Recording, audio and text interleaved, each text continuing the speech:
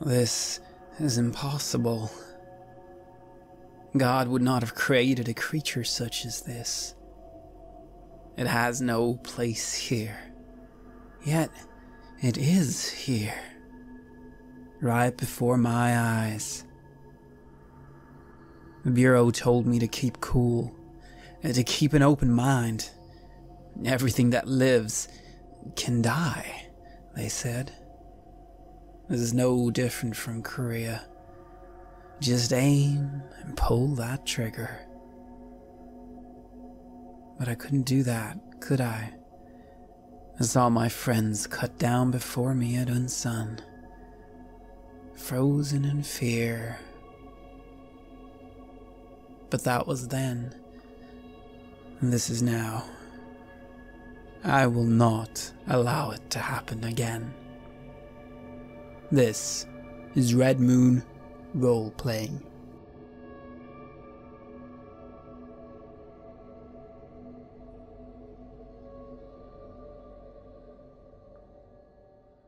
As the aquatic Chip Johnson rises from his bed, we enter another session of They Came From Beneath the Sea, Terror at Makeout Point.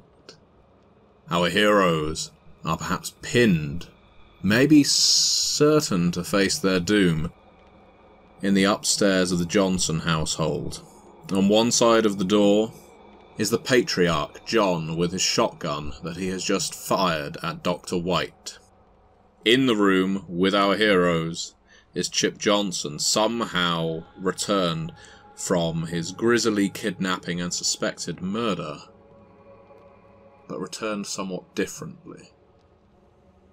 The creature that is rising in tendrils of watery ooze only vaguely approximates a human. His skin seems to drip and melt, his eyes lolling in their sockets, almost like the eyeballs are too small for the caverns around them.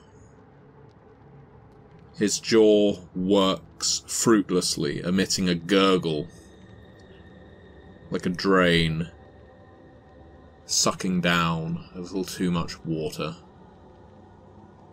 His clothes and the bedding around him are saturated with whatever this Chip Johnson simulacrum is made from. And now I turn it over to the heroes to ask, what are you going to do? Well, I stand there in between the agent and this, whatever it is that's risen from the bed, as the blast goes off, and the doctor is flung into the room with the door shut behind him.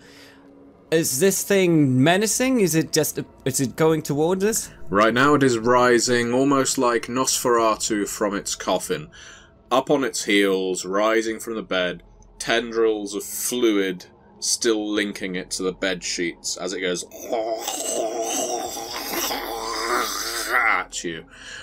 You certainly assume that that's threatening because it's not behaviour you've ever witnessed before. Certainly it's not normal. I look at it wide-eyed, and panic rises over me to a point that I do not know what I'm saying, and I'm shaking, and I grasp my bat as I go to strike him, and out of my mouth comes We have seen our first successful use of a quip, I believe. Well, was it successful? That is for the rest of the group to decide. You have to vote. Is that an appropriate or entertaining or dramatic use of one of his quips? It certainly is dramatic, yes. I feel so as well.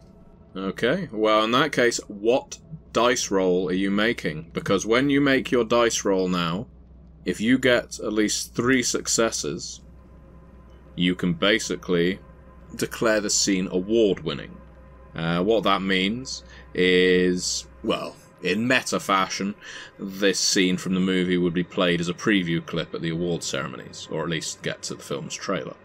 In our sense, in character, it allows you to do one of two things. It allows you to retain the quip until the end of the story arc and draw another one, or instantly use a cinematic without a rewrite cost. You gain 1 additional die for using the quip. I'm going to use close combat combined with might, I'm guessing, which would be 3 plus 3. And then plus 1 then for the quip. Yep, so again, you need 3 successes, and this will be an award-winning scene that would make it to the trailer. Can we say that I'm currently the center of attention, front and center of the action? Yeah, definitely. Okay, then I take the spotlight, and I roll 1 extra die. You do indeed. This is your scene. I can only tell that I have gotten 1 success. You do strike the creature with your bat, and although your quip is thunderous and echoes in an alien language that makes your 2 companions balk with fear, as there is something definitely reminiscent about those words, although they can't exactly place them, your bat connects with Chip Johnson, or what maybe was or might soon be Chip Johnson. The baseball bat is not a terribly effective weapon against a creature such as this. By all means, roll your might. You will get, essentially, 1 damage on this creature alone from the baseball bat. Let's just see whether you get any additional. I get 1 0 and 1 9. Oh, okay. You make a stunning blow against Chip Johnson, connecting with his head, where you would expect to hear a crack like carving open a coconut. Instead, it's more of a soft, wet splat as you cave in part of Chip Johnson's face, but bone hasn't formed yet. You're just crushing cartilage and ligament. You draw the baseball bat away from the impact area and see that his face has caved in and is oozing something pink and again tendrillous, more thin than the tendrils that link him to the bed, like hairs that are writhing and wriggling dramatically quickly. You've definitely caused some damage, but who knows how much a creature like this can take. Certainly, if it didn't mean you harm before now, it's going to mean it at this point, as its 2 small eyes lock with yours. And it responds with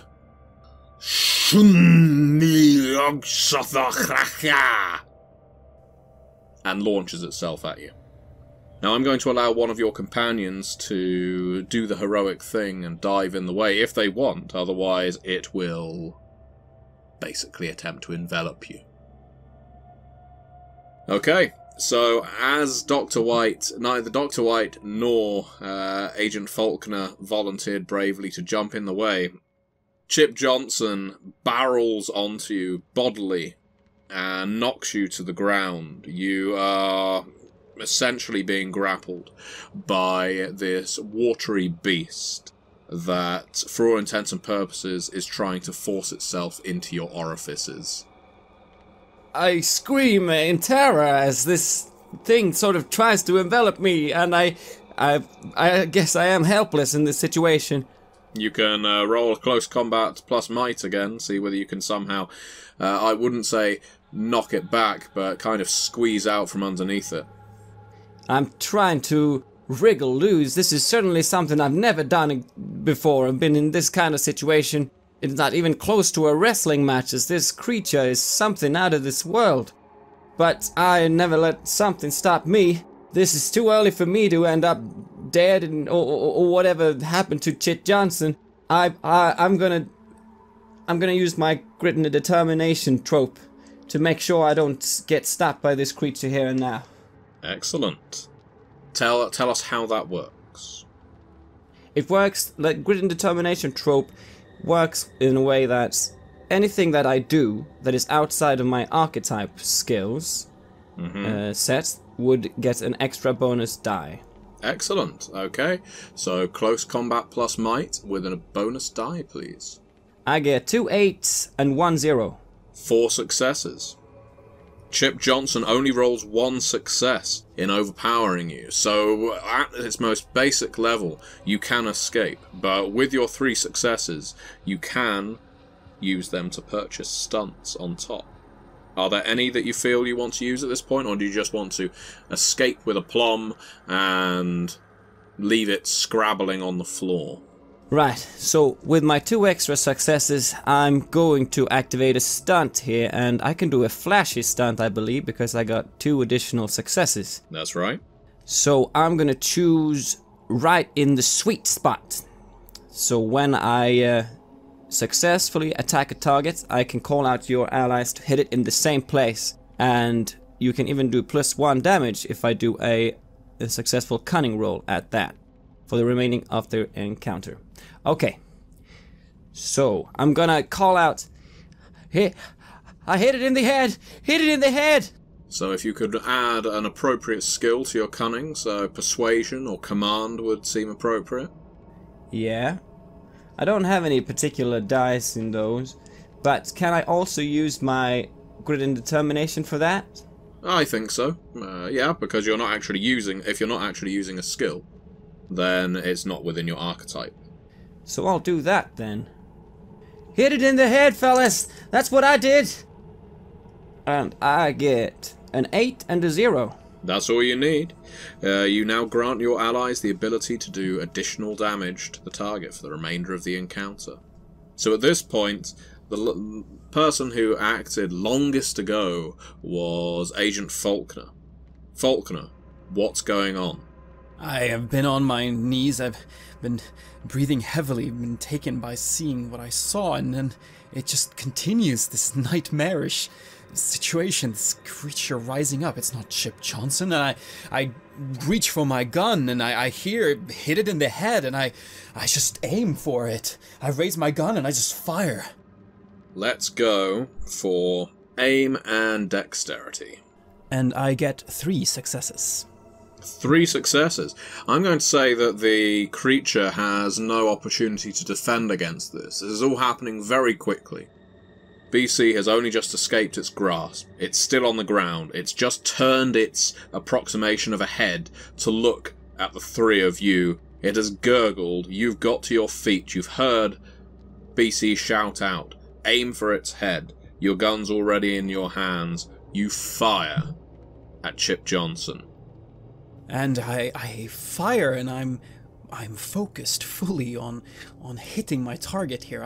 I flash back to the war and all that training, all those days in boot camp, just firing my rifle again and again and again. It just snaps back in, and I aim right for the vulnerable spots. And what happens? Well, with your existing success, your additional successes for using your stunts, calling back to your past, your time on the firing range, your time in combat, your bullet exits the gun and flies unerringly into the forehead of Chip Johnson. The head explodes. Heads shouldn't explode when shot with a handgun, but this creature's head detonates with the impact, spraying you all with this viscous substance. Chip Johnson seems to be melting away into and probably through the floorboards. You don't know whether it's escaping or dying. Dr. White, this has all happened in a matter of 3, maybe 5 seconds. I am still stunned that I've even managed to get myself into this position. And yet my body moves almost by itself. Somehow I'm able to reach for my cane, roll, and correct myself back onto my feet, all in one oddly practiced motion.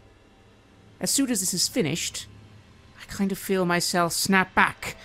I grasp my cane, and I say, "Agent Faulkner, the door! The mad fool downstairs, the door! He's got a gun!" And having just fired my gun and taken out the one threat, I immediately turned my attention to the next, to the man with the shotgun. I really don't want to injure John. I know this man. He seemed different, but perhaps I can just disarm him somehow.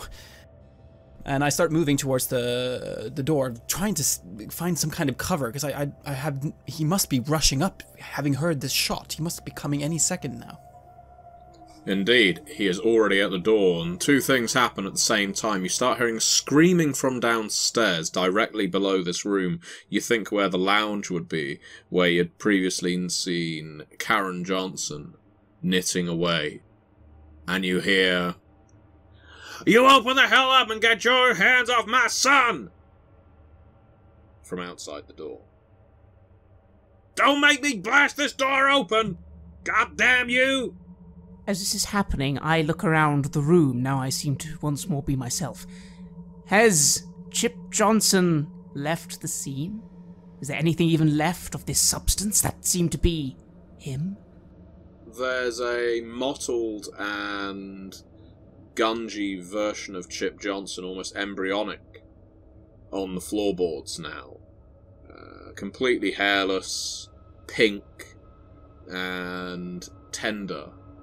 The limbs are bare stumps that haven't even formed into arms or legs. The face has very smooth, almost unidentifiable features.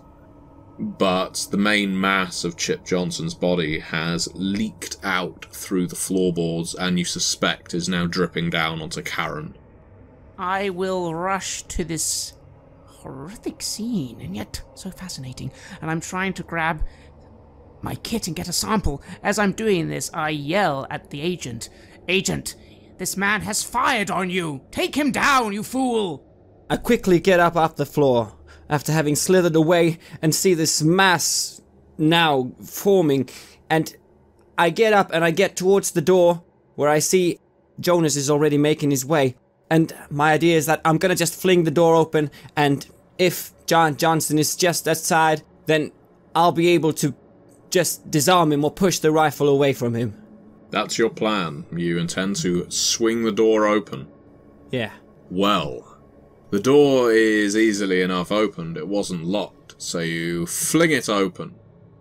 So in the bedroom with you, just to remind you, Agent Faulkner is stood there, gun held at eye height, presumably, pointed at the doorway.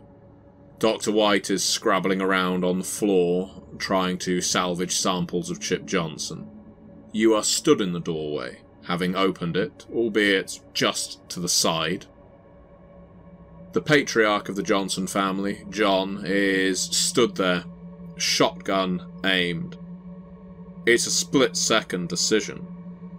Faulkner could fire at exactly the same point that Johnson fires.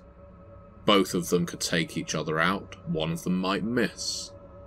But then we have BC just stood slightly to the side from where he's flung the door open. Are you going to try and use that split second to try and disarm John Johnson? I'm gonna try and tackle him down. So you charge out of the door, probably with a roar. That's what I do. No time to think. Gotta stop this madness. Close combat. And as you're charging, I'm going to give you the choice of using dexterity or might. In fact, I would even let you use stamina at this point, because this is less about strength and more about just your bodily force barreling into him. So you get to choose which physical attribute you pair. I suggest going for a high one. I'm gonna go with dexterity. I'm gonna try to do this as smooth as possible, having opened the door, seeing that I'm in between them, and for whatever it's worth, just make my way straight into him and get that gun out of the way. I get a 10. So that's 2 successes. I'm going to roll and see whether John Johnson reacts quicker than you. And if Agent Faulkner wants to roll and see whether he reacts quicker, or do we think Agent Faulkner would allow BC to do his act without trying to shoot over his head? I think I would be scared to hit BC, seeing that he's doing this now. John Johnson has no such hesitation. So let's roll and see how he does. Well, your 2 successes are just enough to beat his single one. He fires, but you tackle him, so his shell hits the ceiling. Because as you push into him, you do manage to wrestle the shotgun out of his hands quite quickly.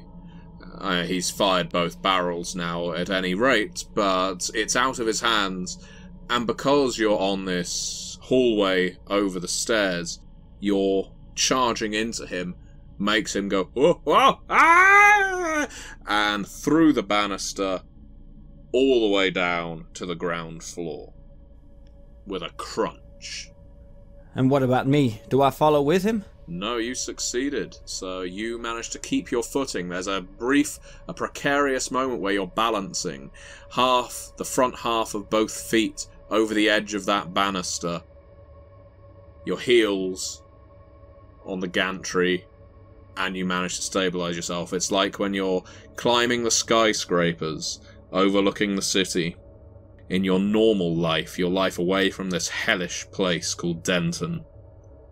And that's thought, bringing yourself to working on those girders, being up on those tall buildings, is what allows you to ironically earth yourself. And all I feel in this split second is the warmth of the barrels of the shotgun that I somehow have in my one hand and the bat that I have in the others, both stretched out to the sides, keeping balance, feeling sweat, or is that substance from whatever I just wrestled down in the room come down my forehead. I just step back 2 steps. And I start moving up to BC. Are you alright? I'm alright. What about him? And I look down and I hold my gun. What do I see? It's not too far a drop, but it was enough for John Johnson. He landed head first on the floor, and it was enough to snap his neck. That's visible from up here. His head is askew at an angle you don't think anyone could survive. Oh no. I know I killed him. I killed him, Jonas. He was threatening our lives. He was firing upon us. He was firing upon a federal agent. This is a serious crime that he's committed. I start to move down, see if there is perhaps something that I can do for him. I do not believe that he was acting under his own control. He seemed so different, or perhaps he was just trying to protect his son. Perhaps it's that simple. Well, I moved down the stairs at least. I dropped the shotgun and the bat, and I just hold up both of my hands. Feel panicked. I grasp my forehead. I feel the sweat, the moisture. Holy shit, I just killed John Johnson. And I stumble back against the wall. I continue to try my best to get something salvageable. What a mess, I think to myself. Such importance, almost destroyed by a bumbling fool with a gun. I do look up, though, to see that he's been taken out. I nod approvingly. I did see BC do this deed, and I say, "Good work, boy. Good work. You would have killed us all. Killed us all. Now, quick, help me. Help me gather this. Go downstairs. See what's happening downstairs. Go." Without having noticed it, I have sort of slumped down against the wall, but I try to get up and regain my strength, and I go down to join Jonas down by the flight of stairs. Agent Faulkner being the first down there, yes, John Johnson is indeed most certainly dead. The lounge leaves an interesting sight. Karen Johnson is not there anymore. There's certainly a few loose tendrils of this ooze still dangling from the ceiling, trying to make contact with something but not quite long enough, like a bungee cord. And the front door is flung open. And with the front door being flung open, I point my gun towards it. FBI! Old Jack stumbles in. I told you you shouldn't have come in here. I lower my gun. Jack, something terrible's happened. But you were right, Chip wasn't himself. It was all wrong. But John, see, I don't think he's gonna make it. He can see from the front doorway, the foot of the stairs. Can see his son. Oh my. This is too much. First Chip, now John. And Karen gone. She ran out. I'm sorry. I come stumbling down now. I'm sorry, Jack. I didn't mean to. He was aiming his gun at us, and I didn't mean. Did you do this, you little? Old Jack raises his fist and then slumps. He doesn't have it in him. I'm so sorry, Jack. And I go over to him and I try to put a hand on him. Don't. Just don't.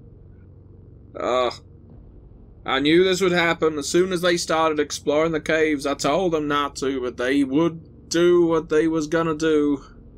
Have you ever seen something like this? Has this happened before? His eyes bolt open, and he stares at you. Once. What? And the damage was more than you could believe possible, and John was always transfixed with that stuff. He was a good boy, a good son, but he wasn't right. He wasn't right. I should have known. That's why he was going down into the caves. It wasn't for fishing, wasn't for shrimp. He slumps down on Karen's sofa and then starts weeping to himself. I notice I'm crying as well, and I'm trying to wipe my eyes. He then gets up from the sofa, looking up at the tendrils. My God! Oh, no, not again! Not again! He goes to stumble out of the house. I look around for a telephone in the house. Does this house have a telephone? No, it's not connected. But the sounds of gunfire are likely to have summoned the sheriff. Someone's going to have made a call, you suspect. Alright. Well, then I shall move up to Dr. White. I am continuing to focus on this thing on the floor. It's strange, really. I should be more shaken up by everything that just occurred, but that strange otherworldliness removed me almost. It's almost as if I wasn't really here just for a few minutes. Still, that's a very foolish thing to be thinking. I need to focus on this, what I can salvage. I'm not even sure how much time we have. You scoop up some of the viscous element. It's different to the chemical you picked up in the caves. You obviously haven't had the chance to examine it under a microscope, but just its fluidity tells you that there's something slightly different about this stuff. It's like it's come into contact with something else that's made it more runny. You managed to secrete it into a couple of vials. Are you doing anything with the stump of the body of Chip Johnson? I look at it for a moment. This thing. I will ask you a question, and this will speak to the lack of moral fibre for your character. Saying you have a scalpel, let's say, with your kit, would you be prepared to take a sample from the fleshy lump in the middle of the floor? I certainly would. As far as I'm concerned, this wasn't Chip Johnson. This was something else entirely, wasn't it? We need to find out what. I will move towards the mass and begin to take a sample with my scalpel. I will then, as I see Agent Faulkner enter the room very calmly, although quickly, remark, "Agent, water. Get me a glass of water with some salt. Quickly! This could be very important. I nod and I make my way downstairs to get just that. Yeah, the kitchen is stocked with salt, so you are able to make this simple concoction. And I come back up and I hand it over to Dr. White. Dr. White, I think we need to find you a proper lab to, well, analyze this further, and I need to show this to my superiors. I can hardly believe that it really is what we thought it was. My boy, it's something beyond anything we could have imagined. Yes, we need this. We need you to corner this off. Can't have the sheriff taking this away from us. And just a moment. Let's see. I hand him the sample of flesh I just took, quite haphazardly. And then I go to cut another piece off. This piece I quickly gather in one of my spare petri dishes, and I start to pour the salt water on it, seeing how it reacts. Well, as you've put a lot of thought into this, I'm going to instinctively allow you directorial control. You tell me how it reacts, Dr. White, as the room seems to darken. If anyone who could see your eyes right now could see their shade just change colour slightly. What happens as you apply this saline mixture? It twitches. Ever so slightly. It twitches very slowly and then a little more rapidly. And it almost seems out of it to sort of extend. It's quite minor though. As this is happening, I sort of back off. And I say, Look. Salt water. It reacts to the salt water agent. I nod. Let's secure as much of this as we possibly can, alright? Is this, this body, would it be possible to get out of here, or is it still man-sized, or is it become much, much smaller?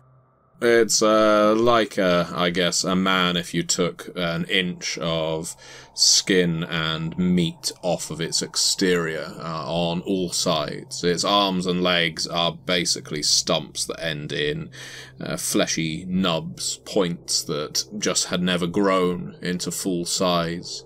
So it doesn't stretch lower than a thigh or a bicep, and indeed the muscles haven't really developed. It would be easy enough to carry, if you really want to carry it, and lay your hands on something like this. Certainly you could find gloves, although whether Dr. White carries enough gloves on him for everyone, probably he does. But then, where would you put it? In a Hessian sack, maybe? Before you can really pay much thought to it, Sheriff Reese enters downstairs. BC was so caught up in his grief that he didn't even hear the car pull up. Yeah, I was about to go out and have a breath of air, just get out of this mess, but I meet him there in the doorway. You can see old Jack is already in the back of the car. Looks like he must have driven past him as he was stumbling down the road, and he just put him in cuffs and in the car. He's got his gun out and sees you. He raises it. I hold my hands up, and I say, Sheriff, thank goodness you're here. John was out of his mind. He was firing his shotgun at us. I tried to wrestle it from him, but then he fell down the stairs. And that is the honest truth, sir. Is that so? Yes, sir.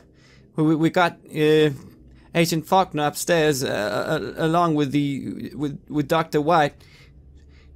I'm sure you heard about Chip coming back. I did. Well, he wasn't himself. And if it wasn't for me, they'd all be dead. Both of them, and Jack as well. Lay down on the floor, face down, hands above your head. I'm gonna pat you down, make sure you ain't carrying nothing. Of course, sir, of course. I nod, sweating profusely, and I lay down on the floor. slowly and put my hands out on the side. As he's doing so, he's looking over at the body of John, still at the foot of the stairs. His head at a right angle to his neck. Jesus Christ. Okay, you sit yourself over on that sofa. I can see you ain't strapped or nothing. You two! Upstairs! I know you's up there. I know there's some guns up there too. I want the two of you to come down, and I know this'll sound mighty awkward, but I need to see your hands before I see your feet. So you're gonna have to shuffle your way down those stairs, you hear me? This ain't a raid, this ain't Butch Cassidy. I am not coming up those stairs to get my head blown off. I sniffle to myself and I go down, sitting on the couch. Don't you move. You hear me? Don't you move. Well, you told me to sit on the couch, sir. I mean from the couch. I'm a bit rattled. I nod towards Dr. White. Better hurry it up. And I start moving towards the door. And I'm complying with what he's saying. I've holstered my gun and I'm having my hands up. I'm putting my hands before my feet, as he says. Sheriff Reese, it's Agent Faulkner. I have the situation under control here. I remember. Yeah, it certainly looks like it. Why don't you just come down here? I will do just that. And I begin moving down, showing that I am indeed in control of this situation, that as chaotic as it looks, that I am indeed in control here. And where's your oddball friend? I shall sigh a little, calling out, "My God, you stupid sheriff, I'm an old man with a cane. What do you think I could possibly even do?" And yet I am shuffling forwards, one hand up, the other trying my best to hold my cane and also show that it's holding a cane and no weapon. Less of the insults. None of the stupid. I want answers. Once you're both down at the bottom of the stairs, he points you both over to the couch with his gun. I ain't taking this gun off of you until you give me the breakdown of why exactly John Johnson took a tumble and broke his neck. Why his dad is in the back of my car, claiming they's dead, they's all dead. And where Karen Johnson happens to be. And hell, let's go 4 for 4. Where's Chip Johnson? 'Cause I'm guessing he ain't upstairs no more. I look around in the room. I mean, these tendrils coming down, this, And what in the hell is that? That is Chip Johnson. I think I need to show you something upstairs, Sheriff. Get yourselves off the couch right now. That might drip on you, and who knows what it is. We can walk first. We'll show you what's upstairs, because if we told you, you would not believe a word that we say. You go on up first. I'll be right behind you. I sort of caught my breath now, and I just feel very tired, but I feel like, hell, I saved them there. I did some good. That was thanks to me, and I get up as Jonas gets up, and I start to follow along as well. Well, I feel foolish now making you go up and down the stairs, but let's get to the bottom of this. He gets to the top of the stairs with you. He looks in the room. Very well. You've got my attention. Have you seen anything like this before? No, I have not. Apparently Jack has, or so he says. Something from the caves. Something that must have seized control of whatever that is, and I point at the remains of Chip Johnson. Made its way back here, and I don't know, when we came here, it rose up from the bed, and it started to attack us. Sheriff, you mentioned in our conversation yesterday that the people here are hiding something. Well, they are. They were. And this is one of those things. I do not know what in the hell. Well, usually I'd say this is where I'd call in someone from, well, a bigger city. A city in general. Because this ain't something that I can leave to the locals to handle. No, sir. And I guess that's where you three come in. Indeed. Well, as we have discussed before, the FBI is on the case, and we will take care of this. Was this part of the plan, Mr. FBI? I did not want it to go like this. I do not believe that Jack was in full control of himself. I think whatever that thing was, it affected him somehow. It looked like Chip Johnson, but it wasn't. It wasn't his son. Well, he tried to blame it on us, sir. What had happened here with Chit, and well, you could see that this couldn't possibly be some kind of normal person's doing, but he thought it was us, and so he was threatening to attack us. In fact, he was standing outside the door, just about to squeeze the trigger. All I could do was wrestle the gun from him, but... Yeah, all right, kid. I understand. People don't usually fall off stairwells like this. Well, unless they're pushed. But even an idiot could see that there's been a fight up here. And it looks to me like Chip Johnson's been melted in acid. And as I can't smell no acid, my eyes ain't watering. And there ain't no barrels around here to dump his body in. I can tell there's something pretty strange going on. Don't you worry. I can believe mostly what you're going to tell me, and it matches up to some of what that Susie Wilkins has been babbling about. Now, what I gotta be worried about is if this Karen Johnson was in on all of this as well, where in hell she is, and whether I need to be getting back to my station. Because I've still got an injured girl there who's seen some of this stuff. I think that would be a very wise thing to do, Sheriff. We will, handle the situation here. I'm going to do something against my better judgment. You understand? He opens up a, little, I guess, wallet on his belt. These are only cardboard, but they'll have to do. And I'm doing this because I know I can find you. If I need to find you, I will. But frankly, this is too big for me to handle alone, and I don't trust any of the deputies or anyone who lives here on a regular basis. So, congratulations, deputies. You've been newly deputized for the purposes of handling this community. I take the little piece of cardboard like it was a trophy. I look at it wide-eyed. Well, thanks, Sheriff. We sure will do our best to help out and get to the bottom of this. I'm sorry I ain't in the shape of a star. Oh, this'll do just fine, sir. I, on the other hand, look at it with a little bit of disdain. Completely useless to me. Yet I will put it in my pocket. At this point, I will clear my throat. Very tired now, so very tired. My limbs aching from the exertion. I say, if I can make a suggestion, Sheriff. Please feel free. This needs to be covered up. It would be good if it could be taken somewhere secure, but if you do not trust your deputies, maybe it will have to stay here for now.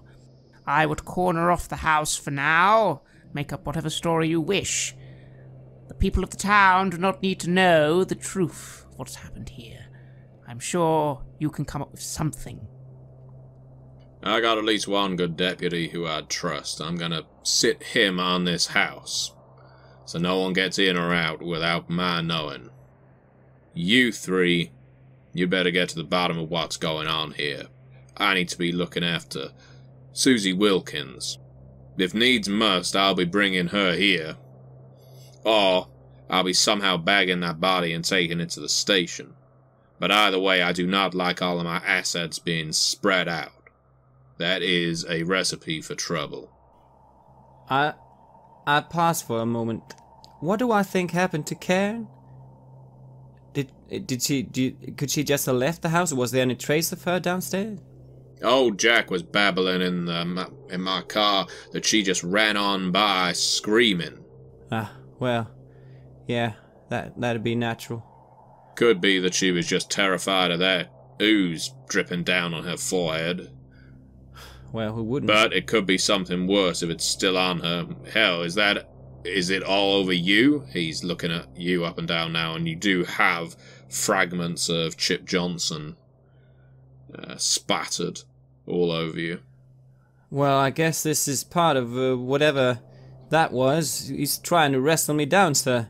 Are you saying I should get rid of this, I guess? Usually I'd say you get the hell to a safe place, get in the shower, scrub yourself with some iron wool. But right now I don't think you got time for that, so I suggest avail yourself of the Johnson facilities, use their shower one at a time, get yourself clean, because if this is some kind of bioweapon, you do not want it on your skin. Sir, yes, sir. Good idea, sir. And I nod and I ran off to the bathroom to just get in there and shower, probably with all my clothes on. And I say on the way out, Jonas, could you look through Chip's clothes, see if there's something for me I could take? Sure thing, BC. Sure thing. And I look to the sheriff and say, good thinking. We'll stay in touch. Don't worry, the FBI will put our resources on this, I say, and smile. After you've all washed up, you're leaving the house in the stewardship of Deputy Polo. He's a young man, but seems to be responsible. Often seen as a bit of a bore around town, but for that reason, he's unlikely to do anything stupid. While Reese returns with old Jack to the station, leaving the three of you to do whatever you feel. Track down Karen Johnson, return to the caves, take these samples to a lab, the lab in the doctor's hotel room, unless you have a better option, Agent Faulkner. Indeed, that is exactly what I was thinking about doing. I do have the trope of secret bunker, and the idea I have is that it is some form of government lab in the area. Perhaps set up just for this purpose, perhaps because this isn't the first time this has happened. And that place would have, well, more advanced equipment than one can bring in a traveling lab. Because to analyze this, one will need high-tech equipment. Is it possible to utilize that trope somehow and allow either the doctor to analyze it there or to have the sample analyzed there? Very good. I'm happy for you to use your secret bunker for that reason. So you're now telling the other two about this secret bunker. I wonder how they respond to that.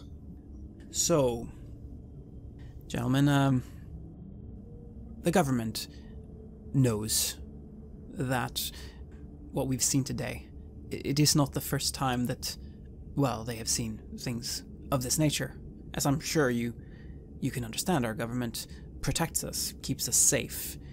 They have many eyes out there, and they have kept us safe thus far and will keep us safe in the future.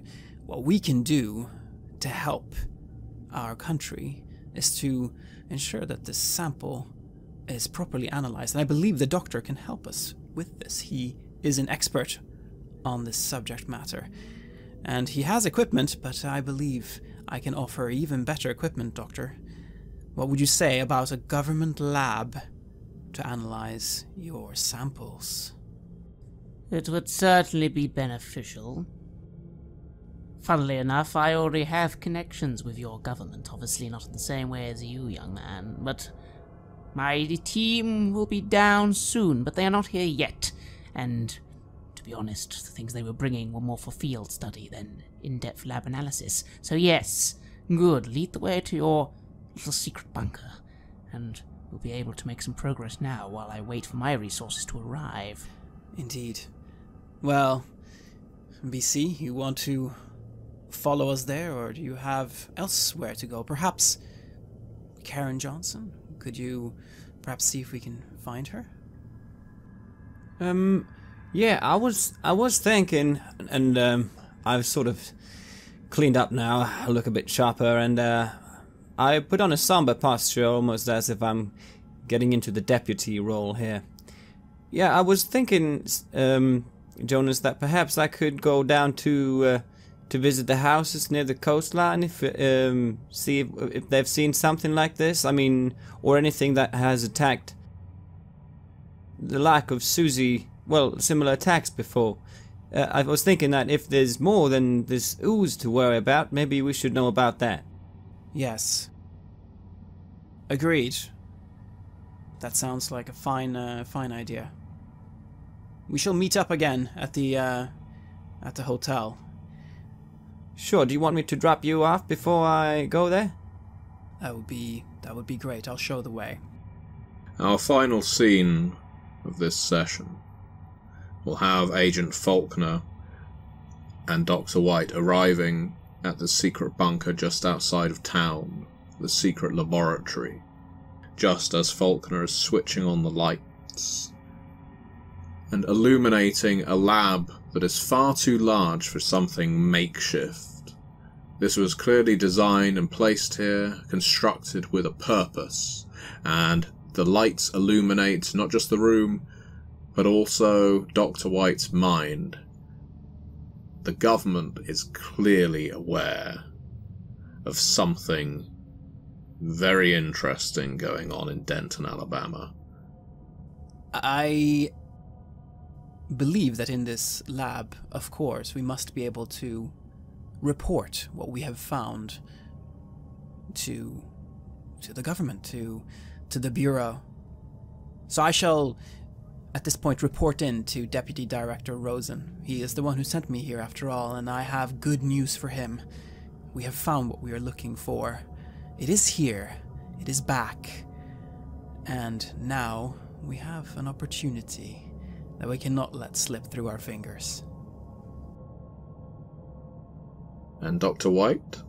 I shall step forth into the lab. I shall begin expecting things quite quickly, yes. This'll do. Of course, it makes even more sense to me that my initial request for assistance was met so easily. They maybe suspected I would be involved in this. They did, after all, suggest the location in the first place. Yes, of course. No matter. I know what their interests are, but I can see more than that. The agent, I imagine, is merely concerned with what this creature... Yes, I know now. It's a new form of life or creature. It has to be, yes. He probably just wants to defend people from it, and that is admirable, of course. But there is far more here than that. This could be something that changes the world, and I will use it for that. And as B.C. Rosberg in our epilogue is retracing the steps of Susie Wilkins, unless I'm very much mistaken. That's right. Knocking on doors, or at least making your way to. The thoughts are going through your mind of everything you've encountered over the last few days. The cave with the gurgling noise, the long streak of blood from Chip Johnson's car, the tale Susie Wilkins apparently told about being attacked in the woods, everyone in Denton having a secret, the erratic and homicidal behaviour of John Johnson, and of course Chip Johnson melting before your very eyes. Then you realise you're out here, alone, in the woods. While you have your car, it doesn't feel safe at all. And the danger is only hammered home when you think you catch a glimpse of an individual in a diver's suit, about 30, maybe 40 yards back, beyond the tree line, in the woods, watching you as you drive on by. you realise that out here you are in extreme danger.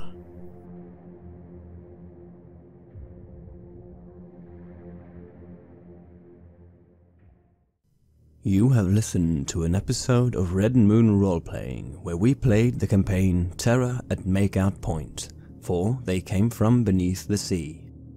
Our game master was the gentleman gamer, Matthew Dawkins, who also created the game.